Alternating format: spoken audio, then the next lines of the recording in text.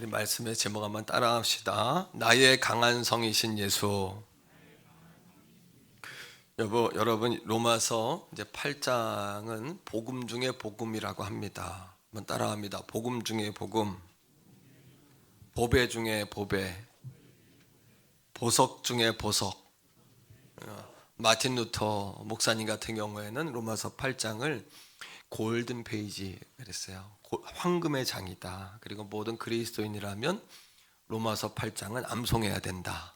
이 정도인데 이번 한 6, 7주 이렇게 로마서 8장을 제가 강의할 텐데 저도 여러분도 한번 암송에 도전해 보면 좋겠다 이런 생각합니다. 이 로마서가 기록될 당시는 한 60년 정도 됐을 때인데 당시의 로마의 상황이 네로 황제를 이렇게 거쳐가면서 굉장히 방탕한 분위기였어요. 그래서 사람들을 만나면은 카르페 디엠이라 그랬어요. 따라합니다. 카르페 디엠. 그건 뭐냐면 오늘을 즐겨라. 오늘을 즐겨라 이겁니다. 내일은 없다. 오늘 끝이다. 마음껏 놀자. 이랬고 이 네로 황제의 정신세계 가운데는 자기가 아이돌 스타였어요. 아이돌. 그래서 음악하고 연극을 좋아했는데 연극을 벌려놓고는 자기가 주인공으로 나가는 거예요. 그러면서 막 백성 국민들이 막 환호하면 거기에 막 희열을 막 카타르시스를 막 느끼는 거예요. 네로 황제가. 그래서 아이돌의 뜻은 우상이란 뜻이잖아요. 자기가 우상의 기질이 있었어요. 그러니까 당시의 분위기는 막 많은 사람을 목욕탕에 모아놓고 혼탕에 남녀가 들어가서 그 안에서 난잡한 일을 벌이고 그런 분위기였으니까 많은 그리스도인들도 유혹에 넘어가고 굉장히 미혹적인 그런 사회적인 상황이었죠. 또 그리스도인들이 많이 죽었어요. 심지어 여러분 콜로세움 같은 경우에 원형 경기장을 만들어 놓고 지하 미로에 굶주린 사자를 놓습니다.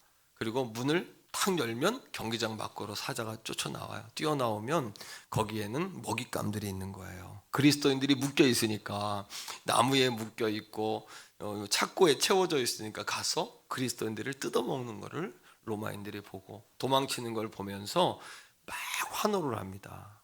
그러니까 여러분 비정상적인 시대죠.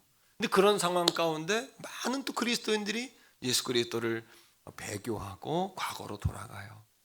그런 상황 속에 복음의 확신을 심어줘야 되겠다. 따라합니다. 확신. 오늘 대주제가 확신입니다만 확신을 심어줘야 되겠다.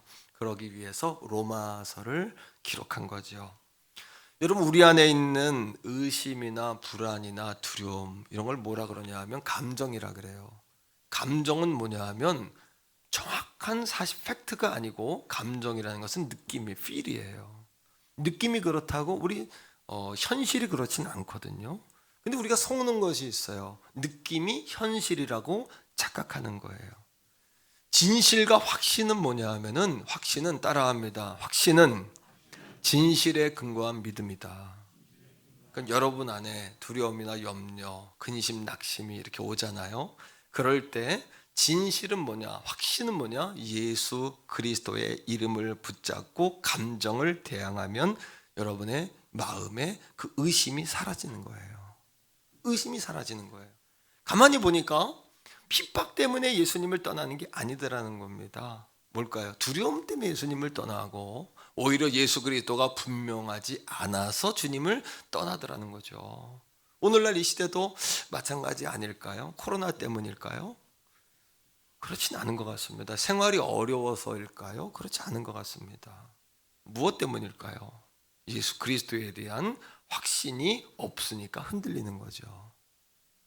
로마서 8장을 강의하는 동안에 저와 우리 성도들의 심령 가운데 누구도 흔들 수 없는 복음 위에 확신 위에 든든히 서는 우리 다 되기를 축복합니다.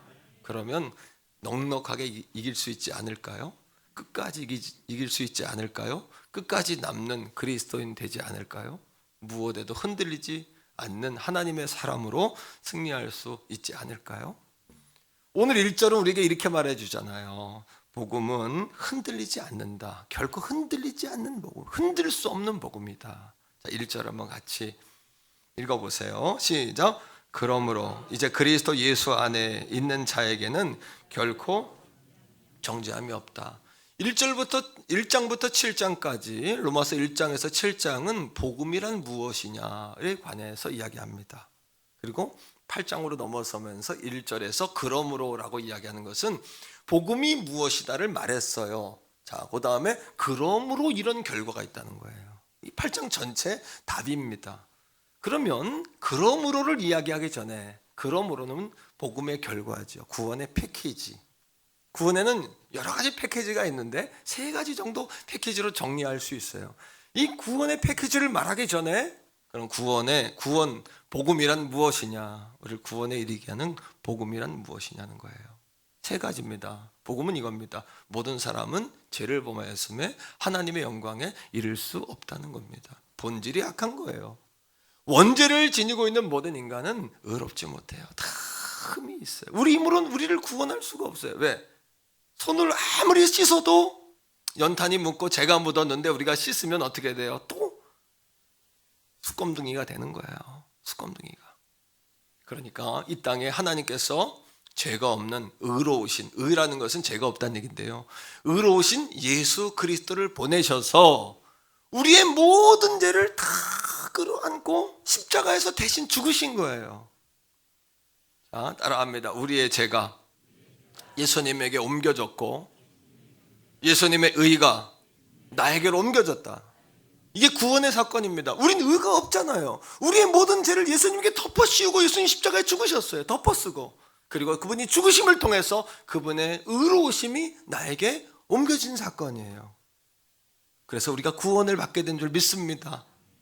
이것이 바로 복음이에요. 예수님의 십자가에 죽으심으로 나의 죄가 사해지고 내가 구원을 받았다는 사건. 자, 이 사건을 통해서 세 가지 구원의 패키지가 있습니다. 첫째는 뭐냐면 따라합니다. 예수님이 내 안에 오셨다는 거. 첫째, 그 예수님이 내 안에 오셨어요. 내 안에 오셔서 나의 주인 되신 거예요. 그거를 믿는 자마다. 두 번째, 따라합니다. 성령께서 나를 도우신다는 거. 그분 성령님이 내 안에 오셔서 나를 도우신다는 겁니다. 세 번째는 예수님이 내 안에 오시고 성령님이 내 안에 오셔서 나를 도우시고 힘주시고 지혜 주시고 하나님의 사람으로 살아갈 수 있도록 은혜를 주실 뿐만 아니라 나도 예수님 안에 거하게 된 거예요. 구원받아 예수님 안에 거하게 된 거예요. 자, 이것을 머리에 담고 1절을 다시 읽어보세요. 다시 보입니다. 자, 눈이 열리실 거예요. 1절을 다시 봅시다. 시작. 자, 복음의 결과로 시작. 이제 그리스도 예수 안에 있는 자, 그죠? 복음의 은혜로 우리가 그리스도 예수 안에 있게 되었어요. 아멘. 그리스도 예수 안에 있게 되었어요. 자, 그런 자는 따라합니다. 결코 뭐가 없다? 정죄함이 없습니다. 정죄가 뭘까요? 자, 우리 성경을 읽을 때 정죄라는 단어 많이 읽었잖아요. 정죄함 없겠네, 이런 찬송도 있지 않습니까? 정죄라는 단어는 뭐냐 하면 유죄 판결이에요. 넌 죄가 있다는 겁니다. 그런데 이제 그리스도 예수 안에 있는 자에게는 결코 정죄함이 없어요. 왜요? 우리의 죄를 예수님이 다 덮어쓰고 십자가에 죽으셨어요. 하나님이 만들어 놓으신 길은 그 은혜를 믿는 자마다 우리가 구원을 얻는 줄로 믿습니다, 여러분. 유죄 판결을 받으면 그 다음에 어떻게 돼요? 심판을 받아요. 죄가 있다고 정죄를 받으면 유죄 판결을 받습니다. 유죄 판결을 받으면 심판을 받습니다. 어떤 심판이요? 하나님 나라의 형벌을 받고 영원한 지옥에 들어가는 심판을 받는 것이지요. 그러나 구약 시대에 이렇습니다. 어린 양을 가지고 와요. 우리 권사님 면접하고 계신 정 권사님이 이제 어린 양을 가지고 오는 거예요. 우리 정재영 권사님이.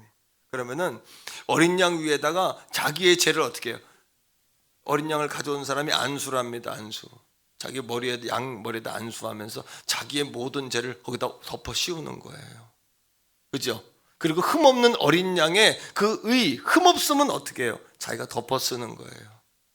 이 어린 양은 더럽고 추해졌죠. 자기 죄를 덮어 썼으니까. 그러니까 죽이는 거예요.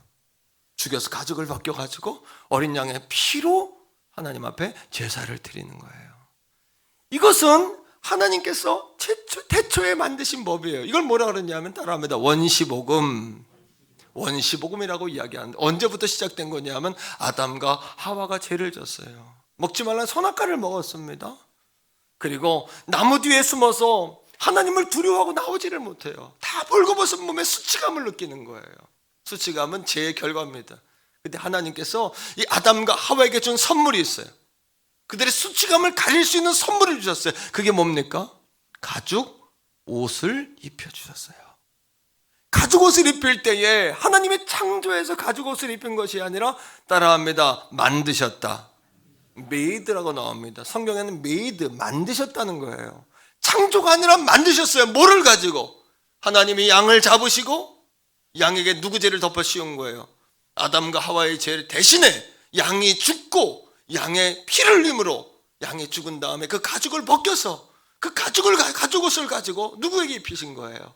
아담과 하와에게 입혀주신 거예요.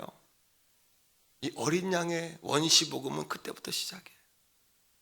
그러니까 여러분, 세례 요한이 예수 그리스도가 지나가실 때 제자들에게 뭐라고 이야기합니까? 보라, 세상 죄를 지고 가는 하나님의 어린 양이로다. 하나님의 어린 양이로다. 예수님이 이 땅에 오셔서요, 어린 양이 되셔서 우리의 모든 죄를 다 짊어지고 피 흘려 십자가에 죽으신 거예요. 그리고 우리는 그분의 의로우심, 죄 없으심을 덮어 쓴 거예요. 그러하기에 따라합니다. 한 번 더 따라합니다. 결코 정죄함이 없다. 왜요? 우리의 근본적인 죄성은 용서받았어요. 물론 지금도 우리 죄를 짓습니다. 하지만 지금 짓는 죄는 지옥 가는 죄가 아니라 하나님께 구하면 용서받는 죄예요. 과거에는 내 힘으로 해결할 수 없는 원죄가 나를 틀어주고 있었어요.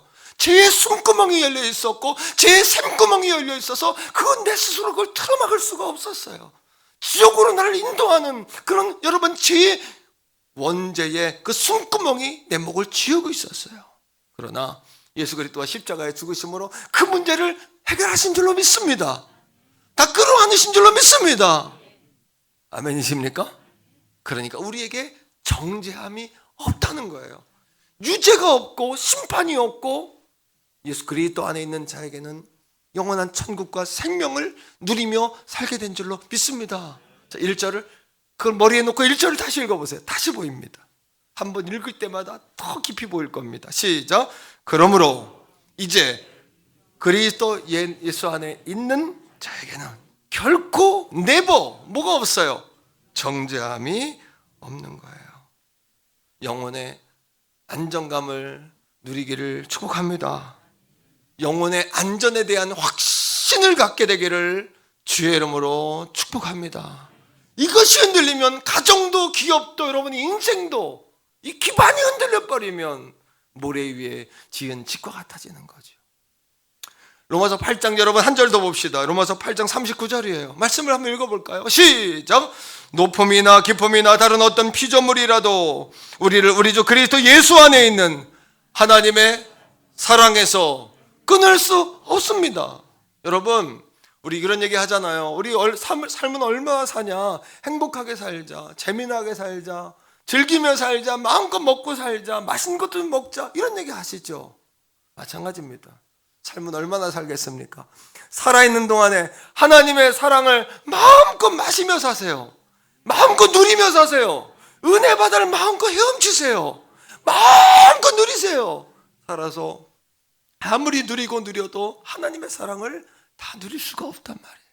그러니까 이것을 은혜라고 말하는 거 아닙니까? 여전히 나는 자격이 없는데요. 도대체 무슨 자격을 원하시는 거예요? 얼마나 해야 떳떳하실 수 있어요?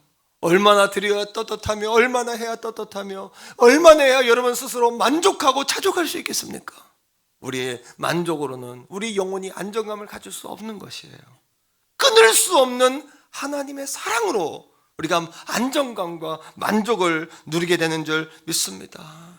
두 번째, 이 복음으로 죄와 사망의 법에서 우리가 자유인이 되었어요. 2절 말씀입니다. 자, 1절, 2절 시작. 이는 그리스도 예수 안에 있는 생명의 성령의 법이 죄와 사망의 법에서 너를 해방하였다. 이 말씀을 두 가지로 봐야 합니다. 따라합니다. 생명의 성령의 법, 죄와 사망의 법, 두 가지를 대비해 놓고 머릿속에 그려 놓고 보세요. 한 번 더요. 생명과 성령의 법, 죄와 사망의 법. 이건 대조되는 개념이에요. 그렇죠. 여러분, 우리를 죄인이라고 말하는 것이 뭘까요? 누가 우리를 죄인이라고 그랬을까요? 우리를 죄인이라고 말하는 것은 구약에 있는 율법이에요. 십계명이고요. 십계명을 통해서 만들어진 의문의 종이에 써져 있는 수만 가지, 만 가지가량 되는 율법. 하나님의 율법은 선한 것인데 왜 율법이 우리를 유죄 선고하냐면 이런 겁니다. 하나님의 율법을 주신 이유는 두 가지입니다. 율법을 지키는 사람이 하나님 백성이라는 뜻이에요. 두 번째, 율법을 지킴으로 하나님이 복을 주시겠다는 얘기예요. 세계 모든 민족에 뛰어난 민족이 되게 할 것이다. 들어가도 나가도 복을 받게 할 것이다. 머리가 될지는 꼴이 되지 않게 할 것이다. 네 육축과 소생과 자손과 네가 하는 모든 일마다 하늘의 복을 받게 될 것이다. 이게 신명기 28장의 원복입니다. 하나님이 우리에게 약속하신 축복의 내용입니다. 이것이요. 그러나 또 한 가지는요, 이거예요. 하나님께서 율법을 지으신 두 번째 이유는 우리에게 상을 주시기 위해, 백성으로 구분하시기 위해서 한 가지가 있고, 두 번째, 우리에게 벌을 내시겠다고 약속하시는 거예요. 이 율법을 안 지키면 벌 받을 거야. 그 이유는 뭘까요?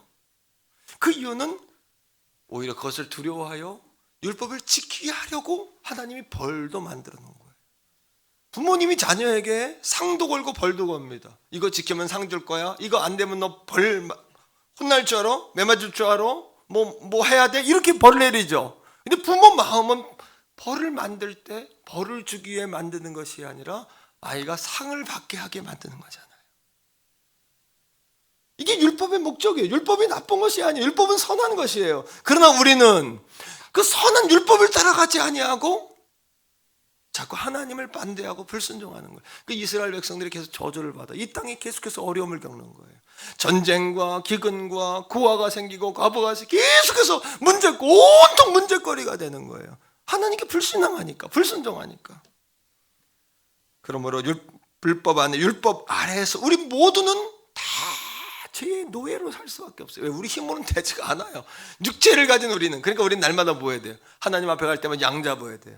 양 위에 또 죄를 고백하고 죽이고 피 흘리고 가죽 뺏기고 고기를 또 태워드리고, 이거 반복인 거예요. 그러나 예수 그리스도가 오심으로 따라합니다. 새로운 법에, 우리는 새로운 법의 적용을 받게 된 거예요.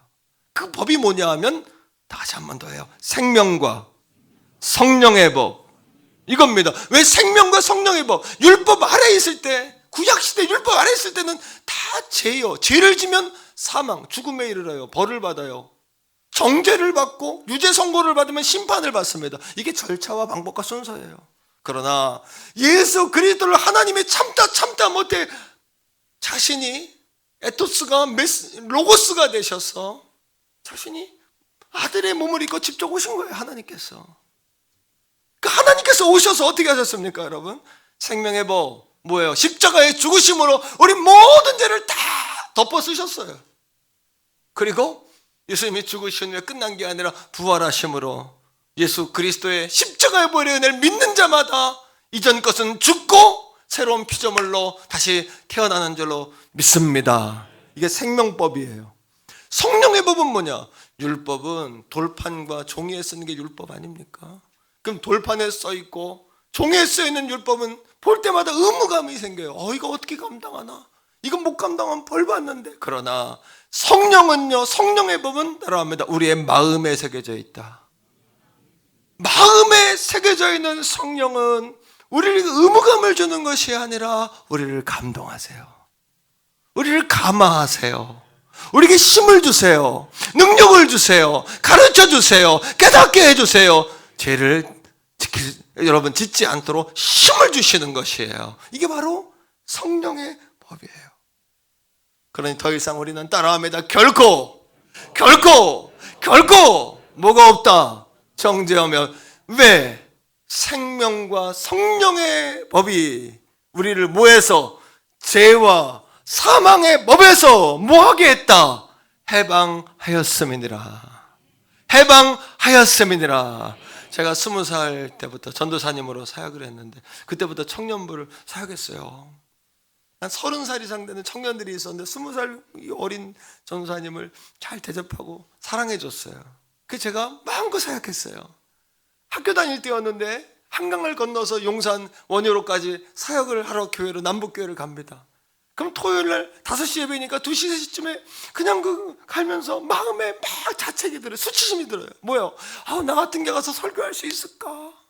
왜? 젊은이의 열정과 이 정욕과 이것들은 여러분, 내가 아무리 그리스도인이고 신학생이지만 젊은이로서의 그것들이 또 감당이 안 되잖아요. 이 갈등이 내 안에 만날 일어나는 거예요. 세상 가운데 내가 잘못한 거, 제대로 살지 못한 거, 이런 마음을 가지고 설교할 수 있을까? 여러분, 영적인 공고함이 오니까 너무 힘들어요. 기쁨이 없고 웃음이 없어요. 즐거움이 없고 만족이 없어요. 감사가 없는 거예요. 감사가 없어요. 여러분, 감사가 넘치시기를 바랍니다. 좀 기쁨이 있기를 축복합니다. 한번 합니다. 따라합시다. 감사합니다. 할렐루야. 하나님께 영광의 박수 한번 해요. 근데 이런 감사와 만족이요, 아무나 하는 게 아니에요. 아무나 다 될 것 같죠? 따라하세요. 따라 될 것 같, 안 따라집니다. 이게 감사합니다. 할렐루야. 주님 최고. 이런 것이 아무나 되지가 않죠. 마음의 자유함이 와야 되죠. 그러네.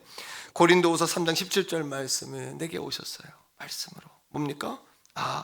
주님의 영이 계시는 곳에 참 자유가 있느니라.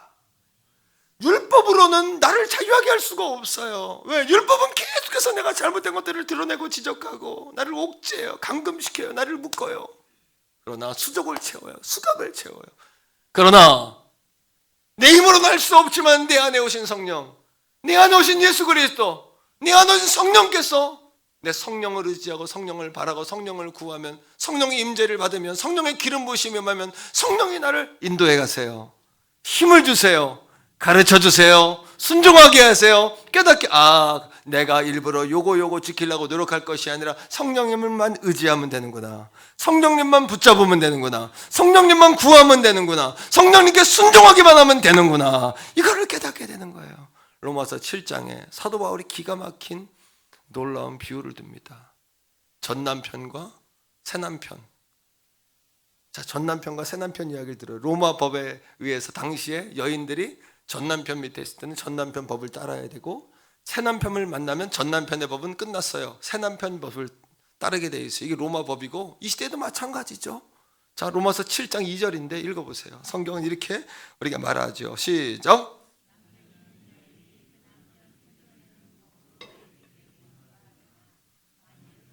죽으면 남편의 법에서 벗어나느니라. 여러분, 전남편의 이름이 뭘까요? 전남편의 이름을 제가 알려드릴게요. 전남편의 이름은 따라합니다. 율법. 율법이라는 전남편이에요. 율법 안에 있을 때는 율법의 지배를 받습니다.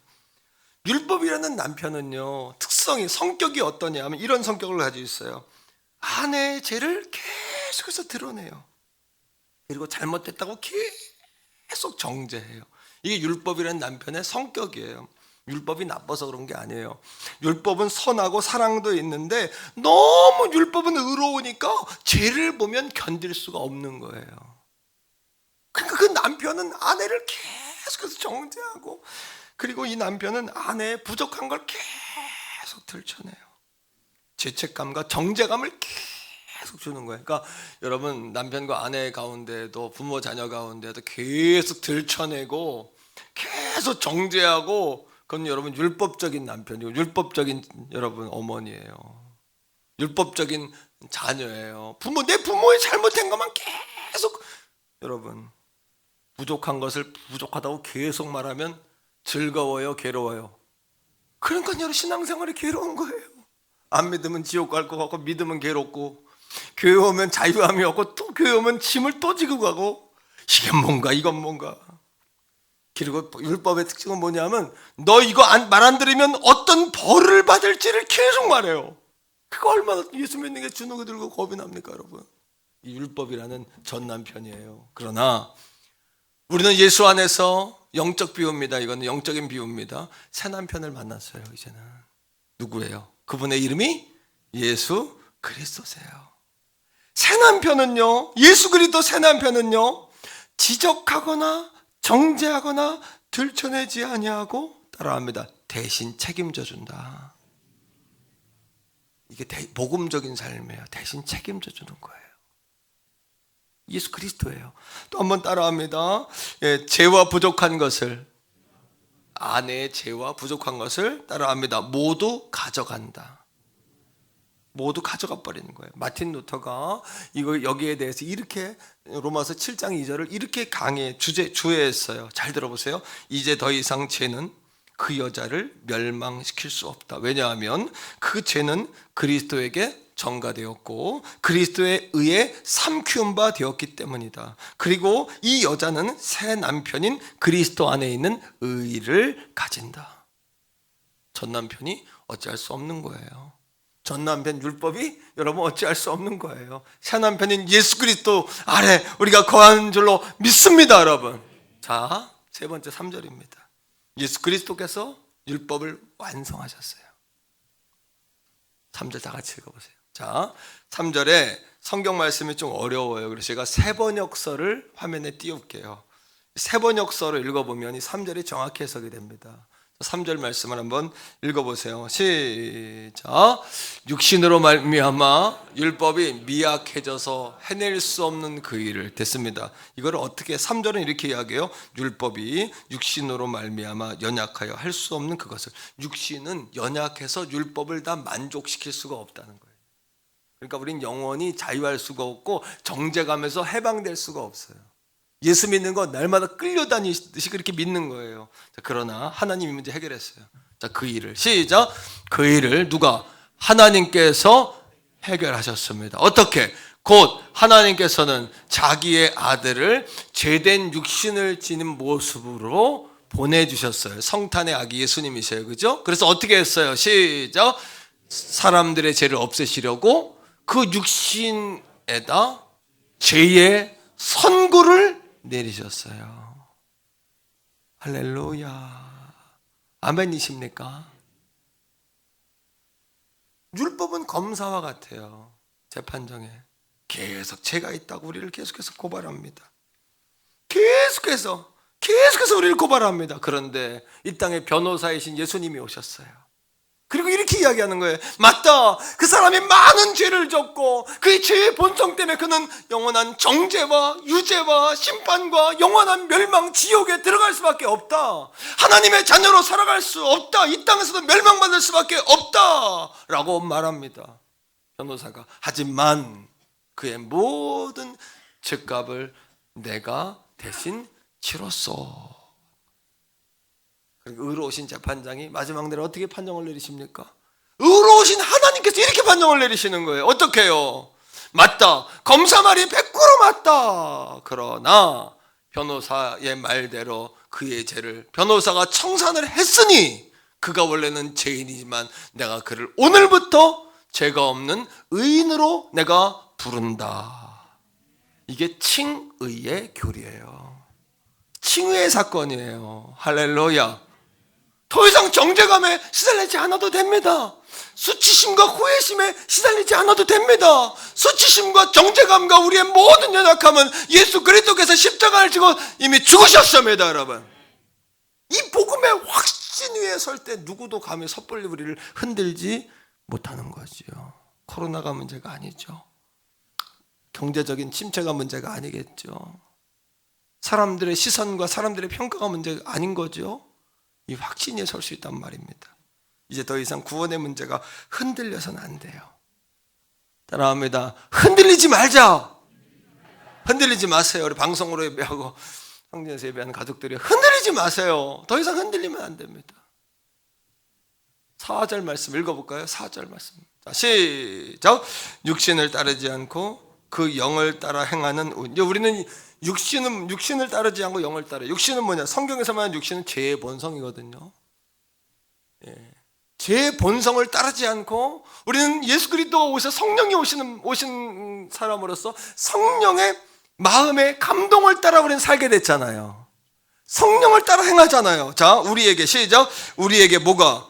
율법의 요구가 이루어지게 하려 하시며 율법이 우리를 요구해요. 네가 의로워야 구원받는다고 요구해요, 우리에게. 근데 이거는 행위로 될 수가 없어요. 어떻게? 예수 그리스도가 율법을 완성하셨어요. 예수 그리스도는 완전한 대제사장이신 것이에요. 예수님이 십자가에 죽으실 때 성소의 휘장이 그래서 갈라진 것이에요. 누구든지 예수님의 보혈의 은혜를 덧입는 자는 은혜의 보좌 앞으로 나아가 하나님을 대면하며 만날 수 있는 영광스러운 복음의 영광을 입게 된 줄로 믿습니다. 이것이 우리의 능력이요, 우리의 아이덴티티요, 우리의 정체성이요, 왕같은 제사장이요, 세상에 줄 수도 없고 흔들 수도 없는 구원의 능력과 기쁨이 아니겠습니까, 여러분? 아멘. 여러분, 이제 우리를 영원히 죽을 자로 정지할 수가 없어요. 우리 감히. 누구 때? 하나님 때문에 말입니다. 따라합니다.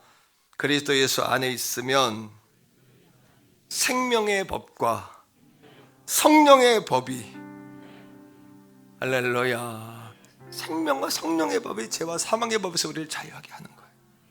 회개원 성교의 성도님들이요, 이제는 우리 핑계대지 맙시다. 포기하지 맙시다. 두려워하지 맙시다. 무엇 때문에 그렇다고, 이것 때문에 저렇다고. 그건 그리스도인들의 언어가 아니에요. 그리스도인의 말이 아니란 말이에요. 우리 그리스도 안에 있는 자에게는 결코 정죄함이 없어요. 그냥 예수님 붙잡고 가는 거예요. 그냥. 종교개혁가인 마틴 루터가 몸이 아팠어요. 중병에 걸렸는데 몸이 아프면 마음도 약해지고 신앙도 흔들립니다. 마귀가 그때 찾아와요. 반드시 찾아옵니다. 여러분, 약해졌을 때. 그래서 예수님께서 제자들에게 1시간 더 깨어 기도할 수 없느냐, 시험에 들지 않도록 깨어 기도하라 하셨어요. 기도를 멈추고, 여러분, 시험이 반드시 옵니다. 마귀 시험이. 마귀가 두루마리 하나를 쫙 펼쳐 놓습니다. 두루마리에 보니까 마틴 루터가 어려서부터 지은 죄가, 온갖 죄가, 수치심, 후회, 정말 그냥 감당할 수 없는, 얼굴도 들 수 없는 죄악들이 자욱하게 기록되어 있는 거예요. 자기는 다 잊어먹은 죄까지 다 기록되어 있는 거예요. 회개해서 용서받은 줄 알았더니 용서 못 받았더라고요. 다 있더라고요. 여기 주눅이 들어갈 즈음에 그의 마음에 희미하게 떠오른 하나님의 음성이 있었어요. 그 음성이 뭐냐 하면, 그러므로 이제 그리스도 예수 안에 있는 자에게는 결코 정죄함이 없나니, 이는 그리스도 예수 안에 있는 생명과 성령의 법이 죄와 사망의 법에서 너희를 해방하였습니다. 육신은 미약해서 감당할 수 없는 율법을 하나님께서 아들을 보내셔서 해결하셨나니, 이는 육신을 따라 살지 아니하고 영을 따라 사는 사람이 율법을 이루게 하려 하심이라. 로마서 8장 1절로 3절에 있는 말씀, 특히 1절의 말씀, 2절의 말씀을 루터가 기억해낸 거예요. 그때 여러분, 고개를 들어 마귀를 쳐다보면 뭐라고 이야기하냐면, 여보시오, 당신 말이 맞소. 하지만 한 가지 중요한 것이 있는데, 그게 뭐냐면, 예수 그리스도께서 나의 죄를 해결하셨어. 예수 그리스도가 내 죄를 덮어 쓰셨어. 나는 예수님의 의로움을 덮어 썼어. 안개처럼 마귀가 떠났더라는 거죠. 훗날에 여러분, 가톨릭이 부패했을 때 마틴 루터가 솔라 스크립투라, 오직 성경, 솔라 피데, 오직 믿음, 솔라 그라티아, 오직 은혜, 세 가지의 깃발을 들고 비텐베르그 성당에다가 95가지의 반박문, 이제 타락한 종교에 대한 반박문을 붙였어요. 가톨릭 종교회의에서 당시 사제였던 마틴 루터를 호출합니다. 이렇게 종교재판은 죽이기도 살리기도 해요. 사내들인 공의하고 똑같아요. 당시엔 나라도 무너뜨리는 게 여러분 교황청이었어요. 나라도 무너뜨리는 힘을 가지고 있었어요. 나라도 세우고 나라도 왕을 세우기 패하기도 하는 절대 권력이 교황청에 있었어요. 마틴 루터가 얼마나 두렵습니까? 내일 가서 아니요 하면 살 거고 기요 하면 죽을 거예요. 뭐라고 이야기해야 됩니까? 그때 여러분, 이 말씀이 다시 떠오른 거예요. 절대, 그러므로 예수 그리스도 안에 있는 자에게는 결코 정죄함이 없다. 예수 그리스도 안에 있는 생명과 성령의 법이 죄와 사망의 법에서 우리를 해방하였느니라. 이 말씀을 기억해낸 거예요. 그리고 담대히 재판장에 나아가 여러분, 하나님 말씀을 전하고 믿음의 사람들이 마틴 루터를 숨겨주고 그를 보호했어요.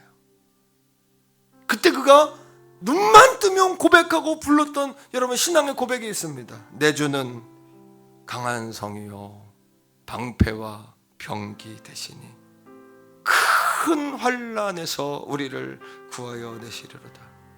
왜 원수 마귀는 그때만이 아니에요. 지금도 힘을 써 모략과 권세로 우리를 사무니 천하에 누가 당하랴? 천하에 누가 당합니까? 마귀를 못 당해요. 마귀 못 당해요. 어떻게 당합니까? 2절에 이렇게 이야기합니다. 내 힘만 의지할 때 할 수가 없어요. 패할 수밖에 없도다. 힘 있는 장수, 힘 있는 장수 나와서 누구를 대신해서 날 대신하여 싸우. 할렐루야. 이 장수 누구예요? 이 장수 누군가? 주 예수 그리스도 만군의 주로. 할렐루야. 당할 자 누구냐? 반드시 이기리로다. 우리의 싸움은 혈과 육의 싸움이 아니잖아요. 공정권세 잡은 자, 그죠? 악한 원수 마귀의 싸움이고, 그 아래 이 땅의 권력자, 세력자, 정사와 권세를 잡은 자들, 사단 마귀 하수인들과의 싸움 아닙니까? 그들과의 싸움은 오직 예수 그리스도의 이름을 우리가 들고 나갈 때 이길 수 있는 거 아니겠어요? 2022년 그렇게 승리하게 해달라고 한번 기도하면 어떨까요? 그렇게 이 나라의 민족이 예수 십자가의 보혈로 그 깃발로 가득하게 해달라고 기도하면 어떨까요? 우리 대개원 성결교회가 일어나 빛을 발하는 교회가 되도록 기도하면 어떨까요? 그 복음의 깃발을 흔들며 하나님, 내가 복음을 실현하는 삶을 살겠나이다. 더 이상 흔들리지 않겠나이다. 확신 가운데 거하겠나이다. 주여 한번 부르고 부르짖어 기도하겠습니다.